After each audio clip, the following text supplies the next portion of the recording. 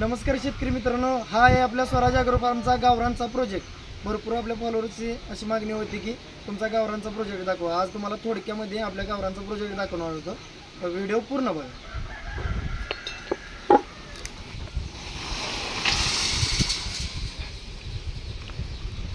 मित्रांनो, पक्षी आपण मुक्त संचारमध्ये सोडण्याच्या हिशोबाने अशा पद्धतीने कंपाऊंड मारलेलं आहे।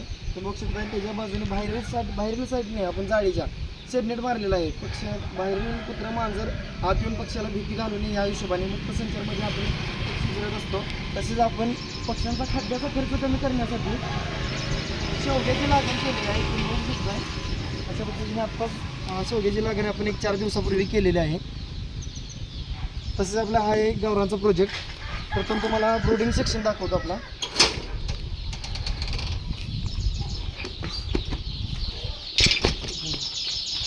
हा आहे आपला गावरानचा ब्रूडिंग सेक्शन, तुम्ही बघू शकताय।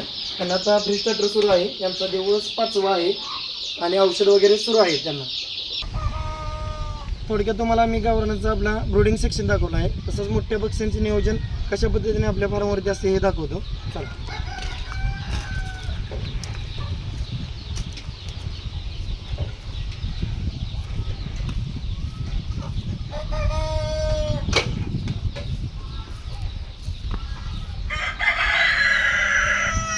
हा आहे आपला मोठ्या पक्ष्यांचा सेटअप आहे।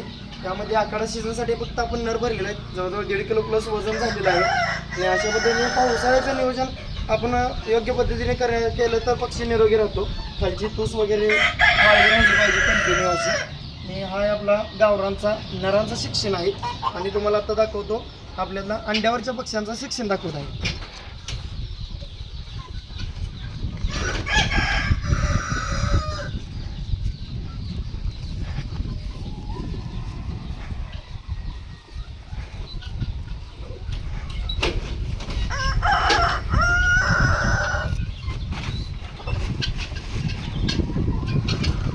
हा आहे आपल्या अंड्यावरच्या पक्ष्यांचा सेक्शन आहे।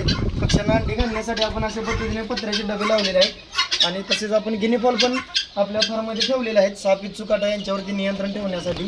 तर बघू शकताय, पावसाळ्याचे दिवस असल्यामुळे आम्ही पक्षी मुक्त संचारमध्ये सोडत नाही। खालची जागा ओलावा एकदम सुका ओलावा होऊन देत नाही, जागा सुकी ठेवतो।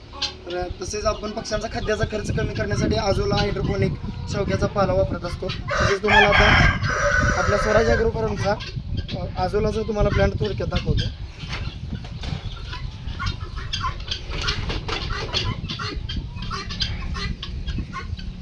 हा आहे आपला आजोलाचा बेड आहे। पक्ष्यांचा खाद्याचा खर्च कमी करण्यासाठी आपण आजोलाचा वापर करतो। पक्षी आवडीने खाद्य खातो। तसंच आपण बाहेरचे वेस्टेज 30% वापरत असतो व 70% पक्ष्यांना फीडच देत असतो। तर तुम्हाला ही गावरानविषयी A to Z माहिती हवी असेल तर आपल्या स्वराज ॲग्रो फार्म या यूट्यूबच्या चॅनलला नक्की सबस्क्राईब करा। धन्यवाद।